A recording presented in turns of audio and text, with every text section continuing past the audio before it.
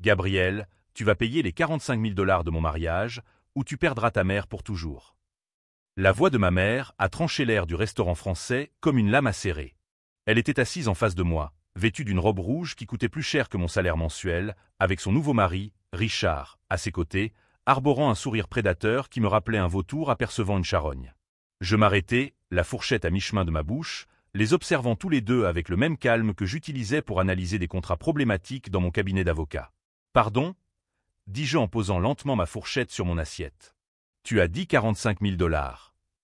C'est le minimum pour un mariage décent, » intervint Richard en ajustant sa cravate italienne, qui coûtait probablement plus cher que le loyer de la plupart des gens. « Ta mère mérite ce qu'il y a de mieux après tout ce qu'elle a enduré. » Je m'appelle Gabriel, j'ai 32 ans et je viens de découvrir que ma mère veuve considère que mon argent fait partie de sa dot. L'ironie ne m'échappa pas. Elle m'avait invité à un dîner spécial au Le Bernardin, le restaurant le plus cher de la ville, pour m'annoncer que je devrais payer sa fête de mariage. Avec l'argent que je gagnais à la sueur de mon front en tant qu'avocat d'entreprise. Richard a continué à parler de fleurs importées des Pays-Bas et d'un photographe qui travaillait avec des célébrités, mais j'observais ma mère. Belle, 58 ans, veuve depuis seulement 18 mois, depuis que mon père est mort d'un cancer. Pendant des années, je lui avais envoyé 2 000 $ par mois pour l'aider à payer ses dépenses. De l'argent que je pensais utiliser pour une thérapie, des médicaments et une reconstruction émotionnelle après avoir perdu l'amour de sa vie.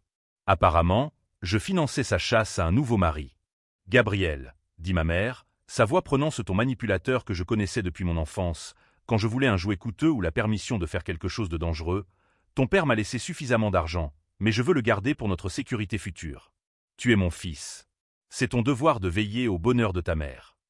Mon devoir, répétai-je, savourant ces mots comme le vin coûteux que Richard avait insisté pour commander sans me consulter. Exactement. Et Richard a quelques idées merveilleuses d'investissement qui pourraient profiter à toute la famille. Ah, il ne s'agissait donc pas seulement du mariage.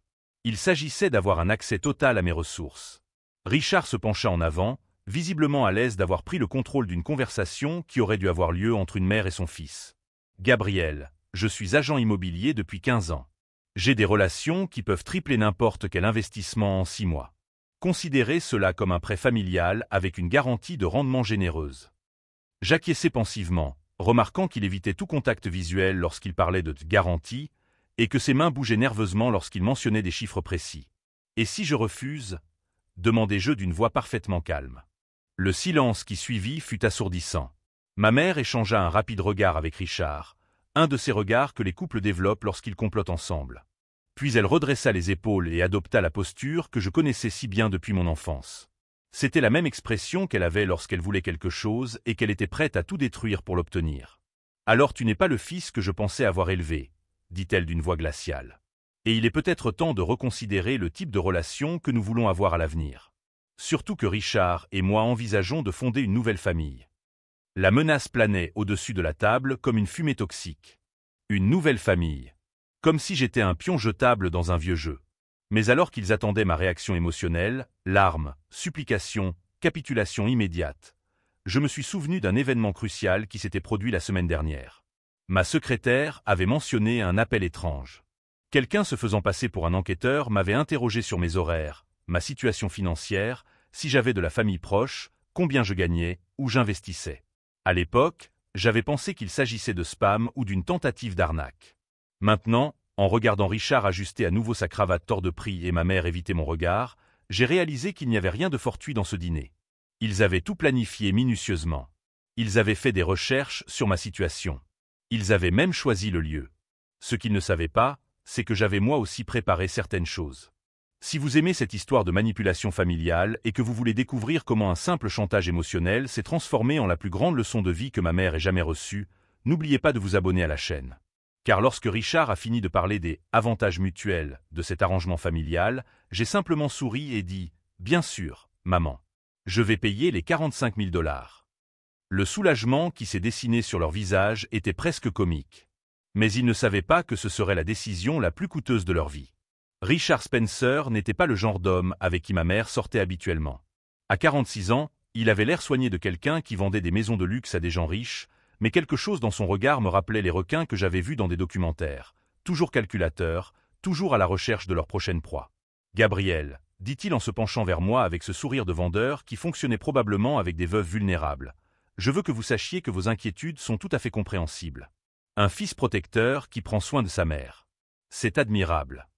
Ma mère lui a pris la main au-dessus de la table, exhibant sa bague de fiançailles qui avait certainement coûté au moins 20 000 $. C'était drôle, elle disait toujours qu'elle ne pouvait pas dépenser l'argent de l'assurance vie de mon père, mais apparemment, Richard méritait des diamants. Mais vous devez comprendre, a-t-il poursuivi, que Linda mérite d'être heureuse à nouveau. Elle a passé 18 mois en deuil, se refusant même les petits plaisirs parce qu'elle se sentait coupable de continuer à vivre. Coupable. Le mot a rebondi dans mon esprit comme une balle perdue. Ma mère n'avait jamais montré de culpabilité lorsqu'elle avait commencé à sortir avec Richard, 8 mois seulement après les funérailles de mon père. Elle n'avait pas semblé coupable lorsqu'elle avait vendu la montre vintage de papa, celle qu'il avait héritée de son propre père, pour acheter un nouveau dressing. Et elle ne semblait certainement pas coupable maintenant, alors qu'elle exigeait que je finance sa lune de miel aux Maldives. Richard a raison, a dit ma mère, sa voix prenant ce ton mélodramatique que je me rappelais des pièces de théâtre de l'école où elle jouait toujours le rôle de la victime. Je me suis privé de bonheur pendant trop longtemps. Ton père n'aurait pas voulu me voir souffrir éternellement. La manipulation était si transparente qu'elle en était presque impressionnante. Utiliser la mémoire de mon père pour justifier d'extorquer de l'argent à son fils. Et les investissements ? Demandai-je en coupant un autre morceau du canard qui coûtait 120 $ sur le menu. Richard a mentionné des opportunités. Ses yeux s'illuminèrent comme des phares. Ah oui, j'ai un client à Miami qui développe un complexe hôtelier sur la plage. L'investissement minimum est de 100 000 $, mais le rendement prévu est de 300% en 2 ans. 300% en 2 ans. N'importe qui ayant des connaissances de base en finance reconnaîtrait cela comme une arnaque de type Ponzi, mais Richard parlait avec l'assurance de quelqu'un qui avait déjà convaincu des veuves désespérées.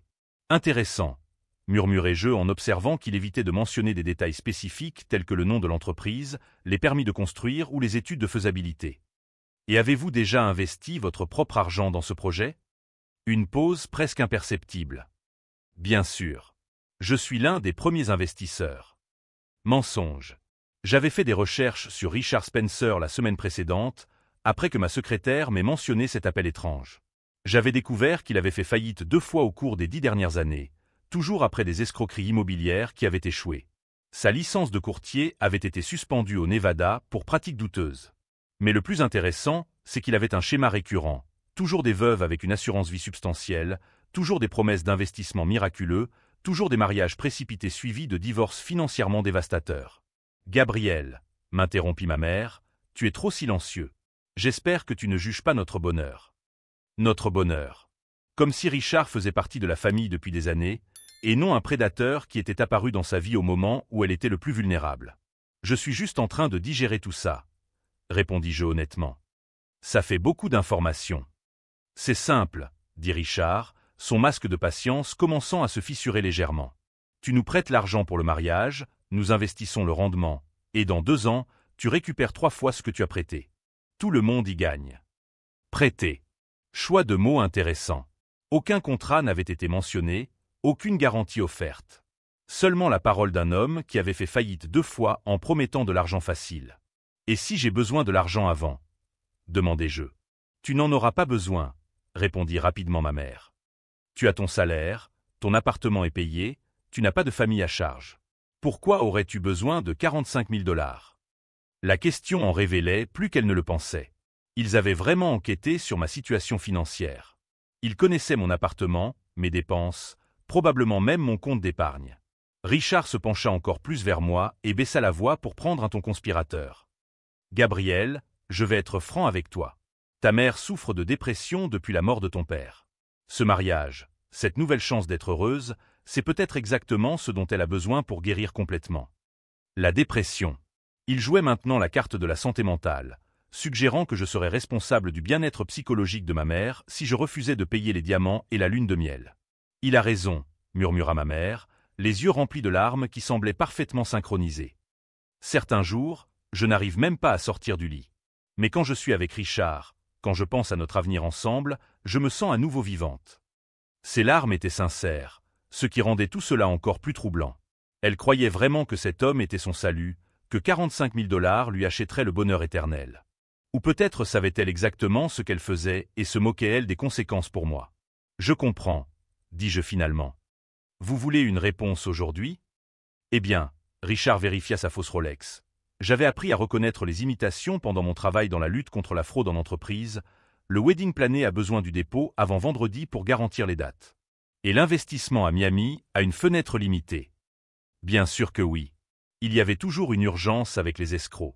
Toujours une date limite qui empêchait la victime de réfléchir clairement ou de faire des recherches adéquates. D'accord, répondis-je en prenant mon portefeuille. Je vais faire un virement bancaire demain matin. Le soulagement qui s'est emparé d'eux était presque palpable. Richard a relâché ses épaules, ma mère a cessé de tordre sa serviette, et tous deux se sont mis à parler avec enthousiasme de fleurs, de groupes de musique et de photographes coûteux. Pendant qu'ils planifiaient ma ruine financière supposée, j'observais et mémorisais chaque détail. La façon dont Richard vérifiait son téléphone toutes les quelques minutes, probablement pour coordonner d'autres stratagèmes. La façon dont ma mère évitait de mentionner le moindre détail sur la dépression qui la rongeait soi-disant. La façon dont aucun d'eux ne m'avait posé de questions sur ma propre vie, mes propres projets, mes propres rêves.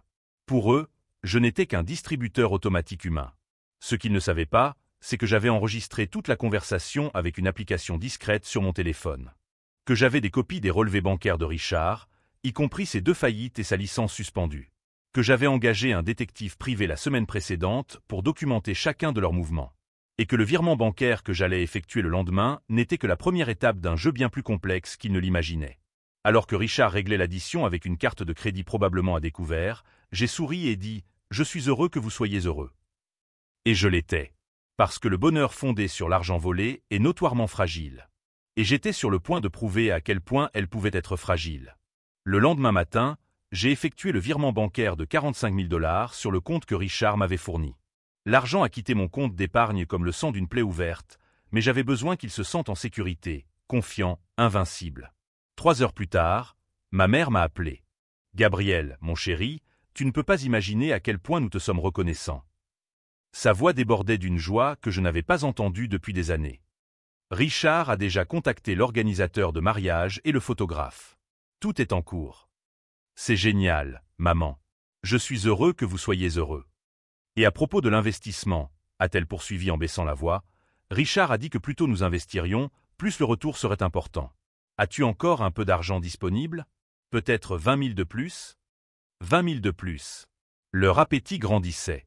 Laisse-moi vérifier mes finances, répondis-je calmement. Nous pourrons peu en discuter dimanche soir, chez toi. Parfait. Richard sera ravi. Il a des documents à te montrer, des projections financières qui vont t'impressionner. Après avoir raccroché, je suis resté assis dans mon bureau pendant plusieurs minutes, observant l'agitation de la ville à travers la fenêtre. En bas, des gens normaux menaient une vie normale, sans savoir que leur mère complotait pour voler leurs économies avec des escrocs professionnels. Mon téléphone a sonné à nouveau. C'était Marcus, mon associé au cabinet d'avocat. « Gabriel, je viens de recevoir un appel étrange. » m'a-t-il dit sans préambule. Quelqu'un a demandé à parler de vous, de votre stabilité financière, si vous aviez des addictions, des problèmes psychologiques. Il a dit que c'était pour une vérification d'assurance vie. Assurance vie. Ils enquêtaient pour savoir si je représentais un risque pour des prêts plus importants ou s'il y avait un moyen de me déclarer incapable de prendre des décisions financières. Que as-tu répondu? Je leur ai dit qu'ils devraient s'adresser directement à toi ou trouver un autre avocat. Mais Gabriel, cela me semble familier. Tu te souviens de l'affaire Morrison? C'est la même tactique qu'ils ont utilisée avec la veuve avant de vider son compte. L'affaire Morrison. Une cliente dont le beau-fils l'avait systématiquement isolée de sa famille, remis en question sa santé mentale et finalement obtenu une procuration pour la protéger avant de transférer tous ses biens sur ses propres comptes. Marcus, j'ai besoin que vous fassiez quelque chose pour moi. Discrètement. Bien sûr. De quoi as-tu besoin? Je veux que tu engages Jake Sullivan pour mener une enquête approfondie sur Richard Spencer. Son historique financier, ses poursuites judiciaires, ses relations antérieures. Tout. Jake Sullivan était le détective privé auquel nous faisions appel pour les affaires complexes. Ancien détective de la police de Chicago, il était spécialisé dans les fraudes financières et les crimes en col blanc. Tu soupçonnes quelque chose? Je ne soupçonne rien. J'en suis certaine. Cet après-midi-là, je me rendis chez ma mère pour récupérer des documents dont elle m'avait parlé, les papiers d'assurance vie de mon père qui devaient être mis à jour. C'était un prétexte évident pour lui rendre visite, mais je voulais voir comment elle et Richard se comportaient maintenant qu'ils avaient accès à mon argent. La maison était différente.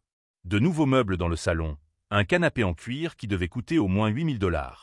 Une télévision de 75 pouces accrochée au mur. Des compositions florales coûteuses dans chaque pièce. Gabriel.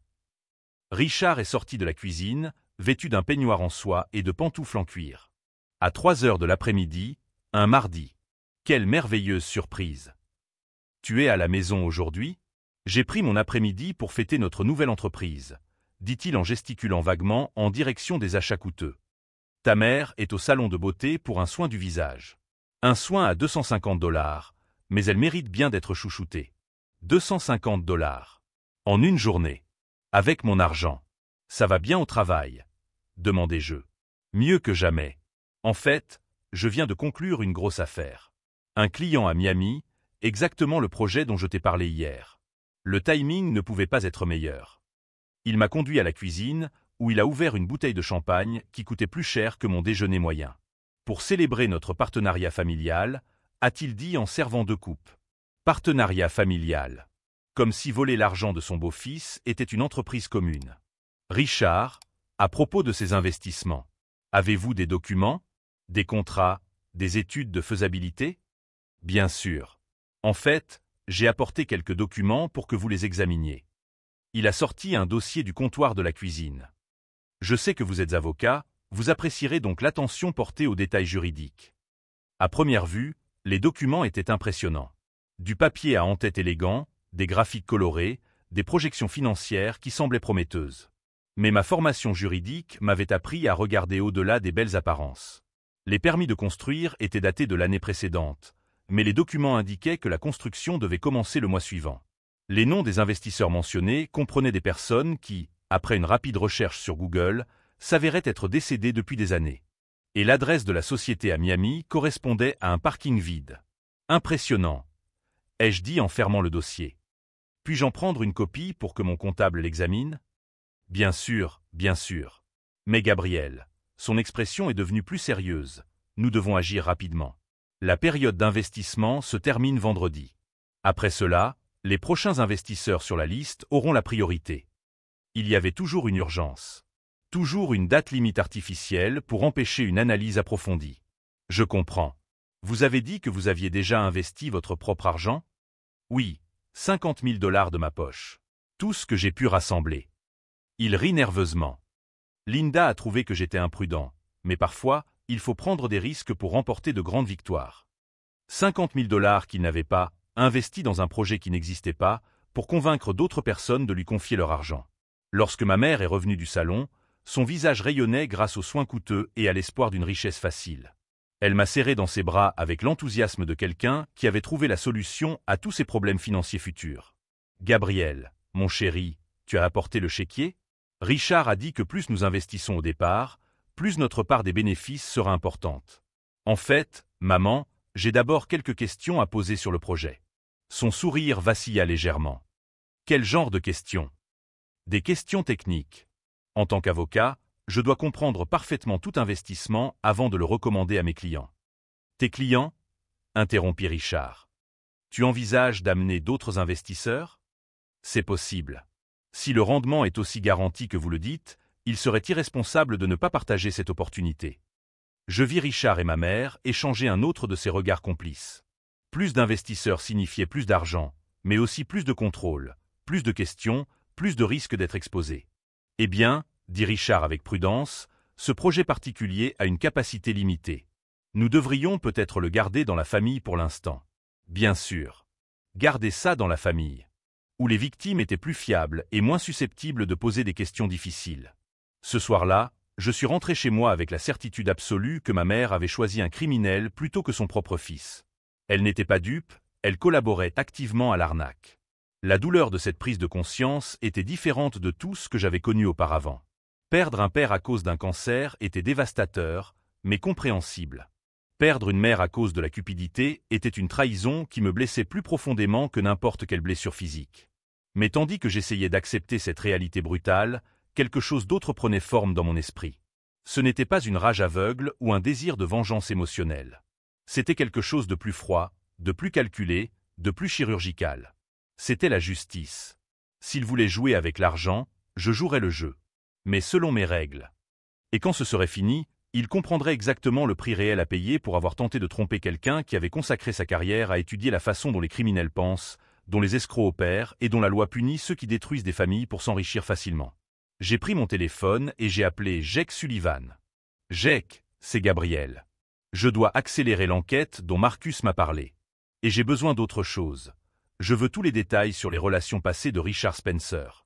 Plus précisément, les autres veuves qu'il a pu rencontrer au cours des 5 dernières années. Quelque chose me dit que vous ne cherchez pas seulement à vous protéger, a déclaré Jake. Non, ai-je répondu en regardant les lumières de la ville à travers ma fenêtre. Je compte mettre fin à sa carrière pour de bon. Car lorsque vous vous en prenez à la famille d'un avocat spécialisé dans les crimes financiers, vous ne commettez pas seulement un crime. Vous commettez une erreur qui changera votre vie à jamais.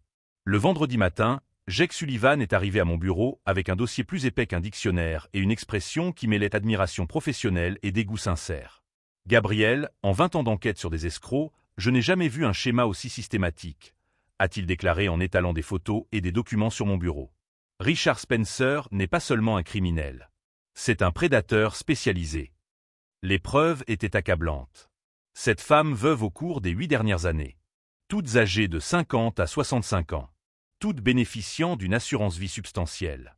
Toutes ruinées financièrement après des mariages qui ont duré entre 6 mois et 2 ans. Voici Margaret Crawford, a dit Jake en montrant la photo d'une élégante femme aux cheveux gris. Veuve à Portland, assurance vie de 75 000 $. Richard l'a rencontrée dans un groupe de soutien aux personnes en deuil, ils se sont mariés 4 mois plus tard, et il a disparu avec tout l'argent en décembre dernier. Disparu comment? Il a simulé sa propre mort dans un accident de bateau aux Bahamas. Moins de 2 semaines plus tard, il est revenu avec une nouvelle identité et a commencé à courtiser sa prochaine victime à Seattle. Ma mère n'était pas la première. Elle était simplement la dernière d'une série de victimes d'une chaîne de destruction émotionnelle et financière. Et celle-ci, a poursuivi Jake en montrant une autre photo, c'est Patricia Wang, veuve à Sacramento. Richard l'a convaincue d'investir 90 000 $ dans un complexe hôtelier qui n'a jamais existé. Quand elle a finalement alerté la police, elle a découvert que l'homme qu'elle avait épousé était techniquement mort et que les documents de mariage étaient faux. Un faux mariage. Richard a au moins 3 identités actives que nous avons pu retracer.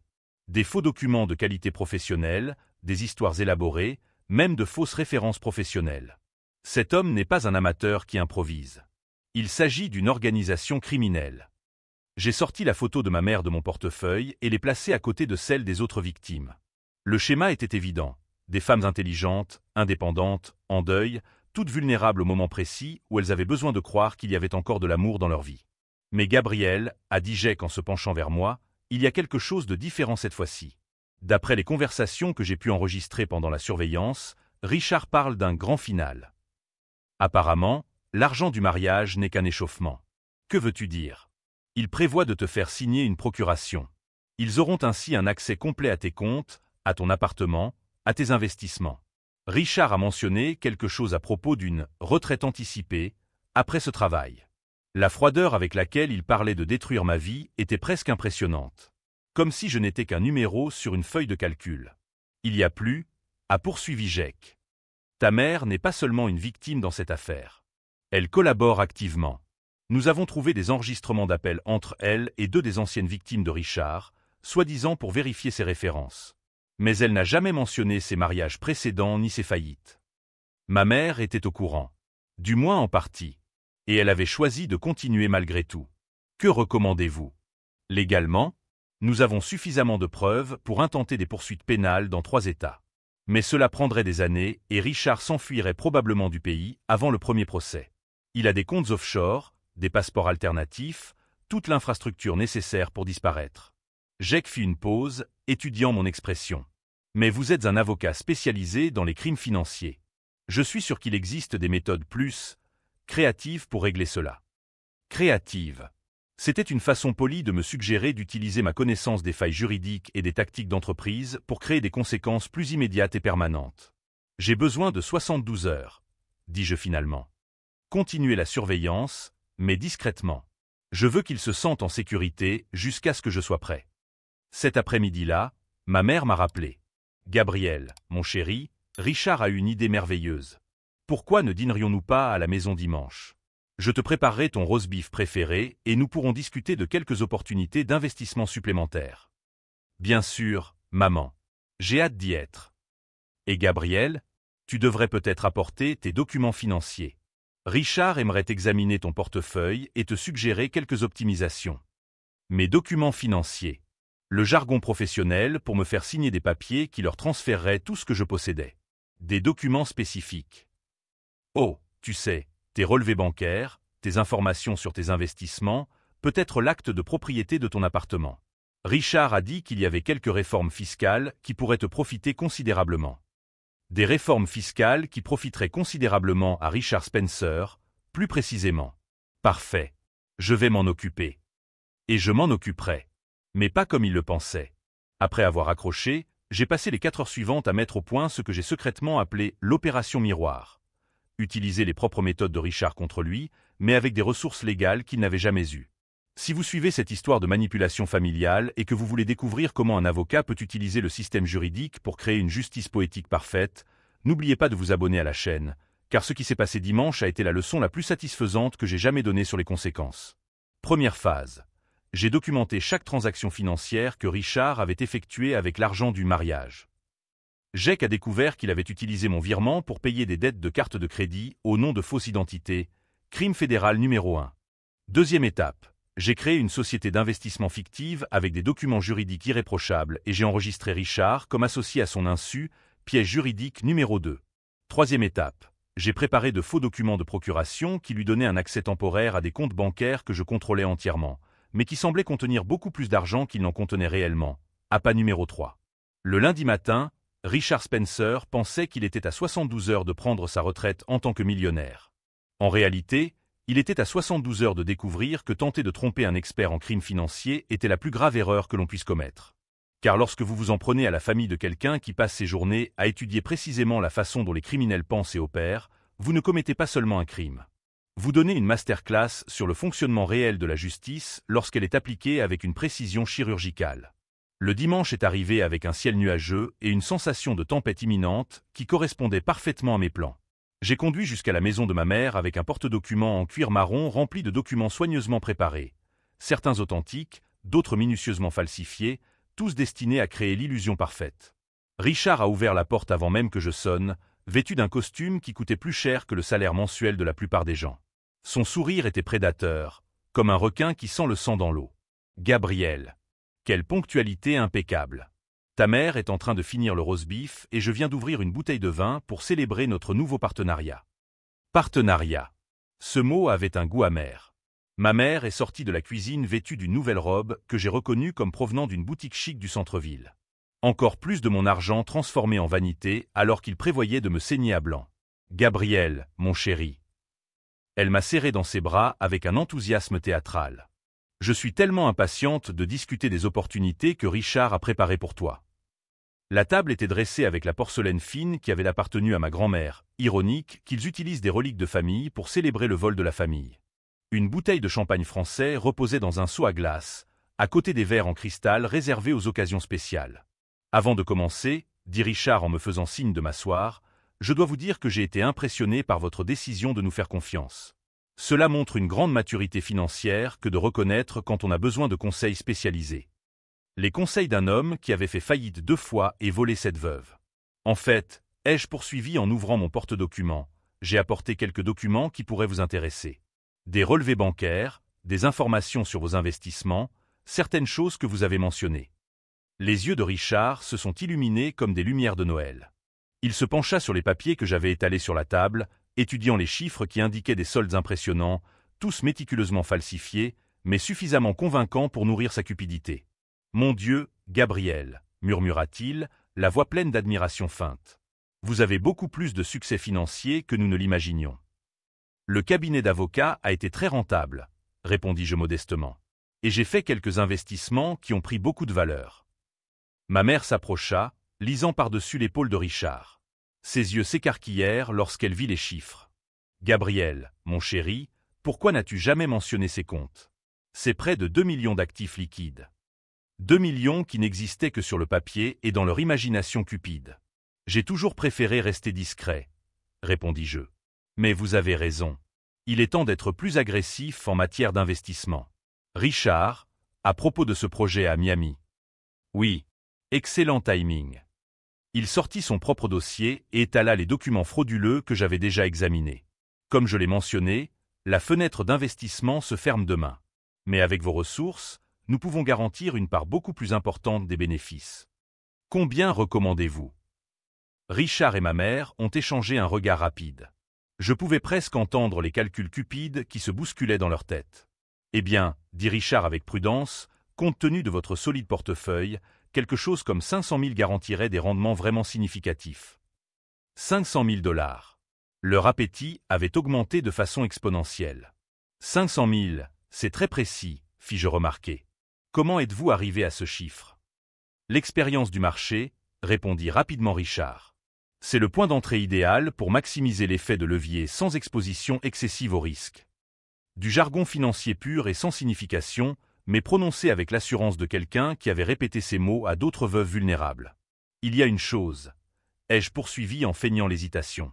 Mon comptable voudra des documents supplémentaires avant d'approuver un transfert de cette ampleur. Auriez-vous une objection si je demandais à mon avocat spécialisé en investissement d'examiner les contrats? La température de la pièce semble abaisser de 10 degrés. Richard essaya de garder le sourire, mais je vis ses mâchoires se crisper. Bien sûr, dit-il d'une voix légèrement forcée. Cependant, compte tenu de l'urgence de la fenêtre d'investissement, nous pourrions peut-être procéder avec un montant moins élevé dans un premier temps. Disons 200 000. Juste pour garantir notre position avant que d'autres investisseurs ne prennent notre part. Toujours pressé. Toujours une raison d'éviter une analyse minutieuse. 200 000, cela nécessite tout de même des documents, ai-je insisté. Mon avocat est très pointilleux en matière de conformité. C'est alors que j'ai remarqué la première fissure dans le masque de Richard. Ses mains bougeaient nerveusement et il a jeté un regard à ma mère qui semblait proche de la panique. « Gabriel », a intervenu ma mère, sa voix prenant ce ton manipulateur que je connaissais depuis l'enfance, « tu ne fais pas confiance à mon jugement ?»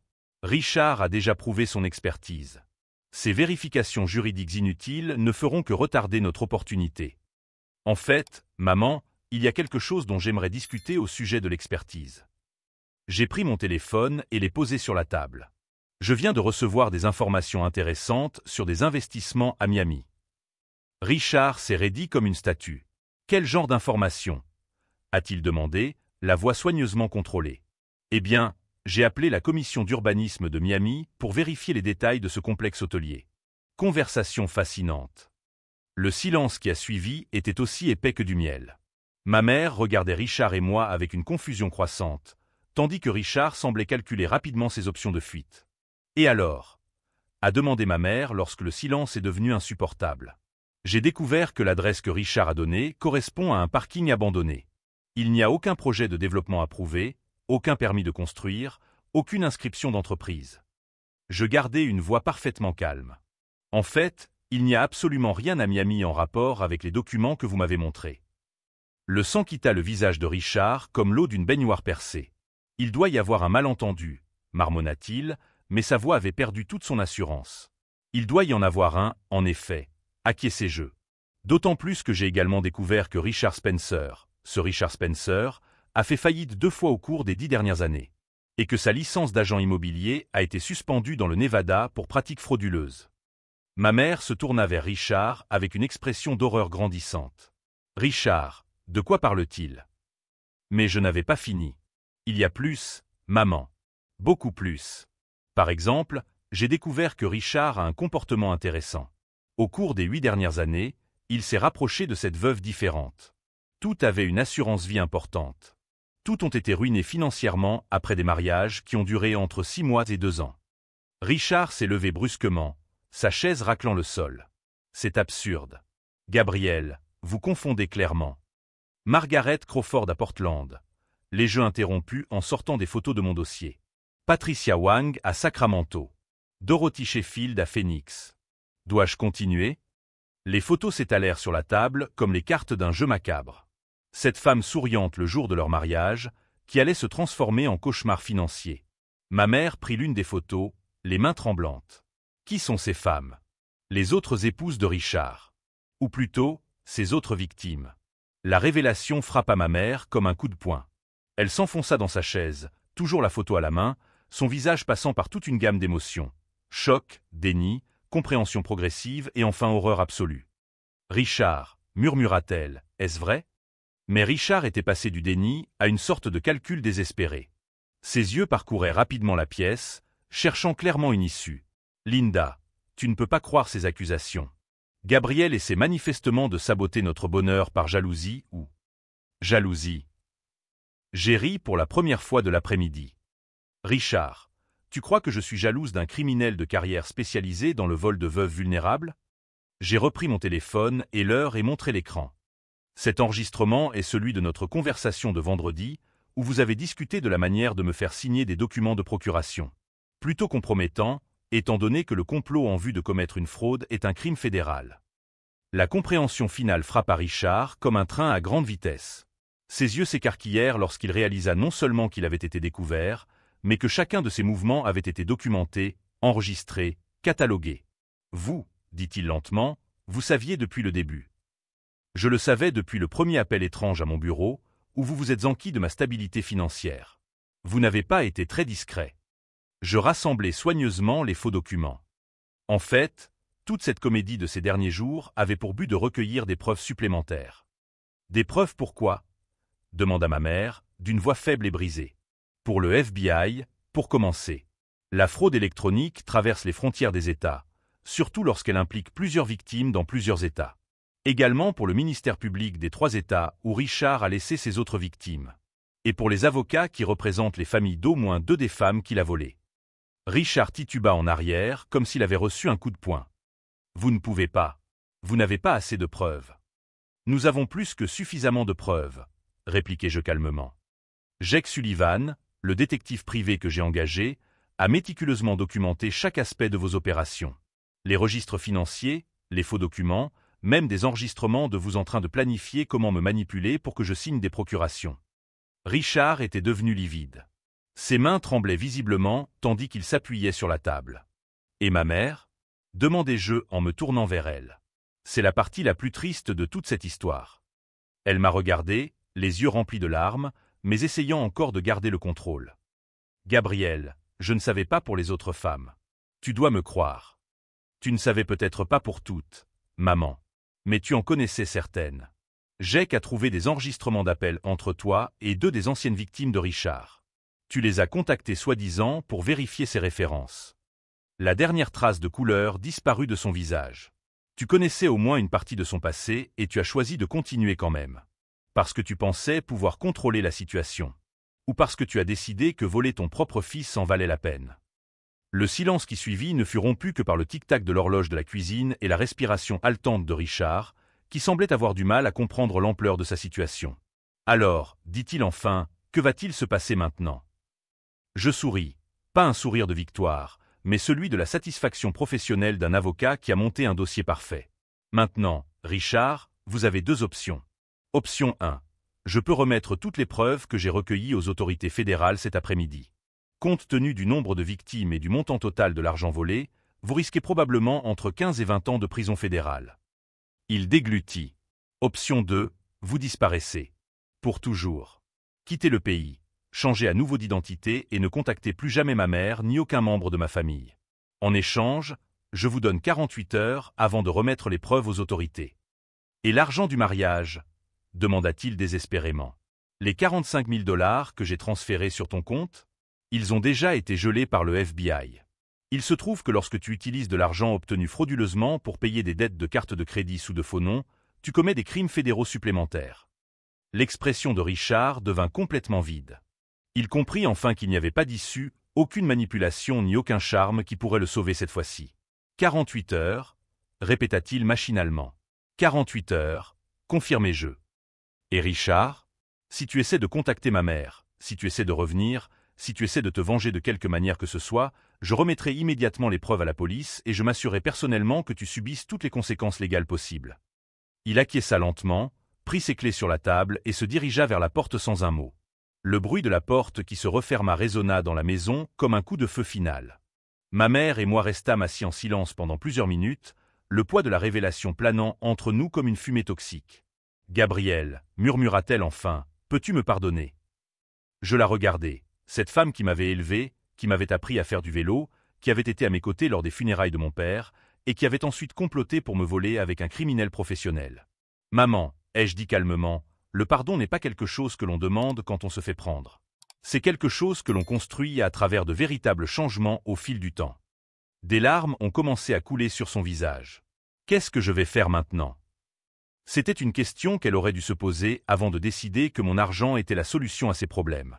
Mais en la regardant, brisée, honteuse, confrontée enfin aux conséquences de ses choix, j'ai compris que la vengeance la plus complète n'était pas sa destruction. C'était son éducation. Et cette éducation ne faisait que commencer. Richard a disparu le lendemain matin, emportant seulement une valise. Le FBI a retrouvé sa fausse identité 2 jours plus tard, mais il s'était volatilisé comme de la fumée. 3 semaines plus tard, ma mère s'est présentée à ma porte, les yeux rougis et une enveloppe à la main. « Gabriel, j'ai vendu les bijoux que Richard m'avait offerts et j'ai récupéré 22 000 $ sur les 45 000 qu'il te devait, » m'a-t-elle dit d'une voix brisée. Je sais que ce n'est pas tout, mais c'est tout ce que j'ai pu faire. J'ai regardé l'enveloppe sans la prendre. Maman, ce n'est pas une question d'argent. Je sais. Des larmes coulaient sur son visage. C'est une question de confiance. C'est une question de famille. C'est parce que j'ai choisi un étranger plutôt que mon propre fils. 6 mois plus tard, Margaret Crawford, Patricia Wang et 4 autres victimes de Richard l'ont poursuivi en justice sur la base des preuves que je leur ai fournies. Jake m'a dit qu'il avait été arrêté alors qu'il tentait d'arnaquer une veuve au Canada. Ma mère a commencé une thérapie. Elle a vendu sa grande maison et a emménagé dans un appartement plus petit. Elle a trouvé un emploi dans un magasin local. Peu à peu, nous reconstruisons notre relation, cette fois-ci avec des limites claires et une confiance retrouvée. La plus grande leçon que j'ai apprise n'est pas sur la vengeance, mais sur l'instinct de survie. Parfois, se protéger n'est pas de l'égoïsme, c'est de la survie. Et quand quelqu'un choisit l'argent plutôt que sa famille, vous ne perdez pas un être cher. Vous perdez une illusion. Si cette histoire de manipulation familiale vous a touché, abonnez-vous à la chaîne pour découvrir d'autres histoires de personnes qui ont refusé d'être des victimes et ont découvert que la meilleure vengeance est simplement de bien vivre. Aujourd'hui, je suis associé dans mon propre cabinet spécialisé dans les crimes financiers contre les personnes âgées. Richard m'a appris que les prédateurs existeront toujours. Mais il m'a aussi appris qu'avec une préparation adéquate, ils peuvent toujours être arrêtés.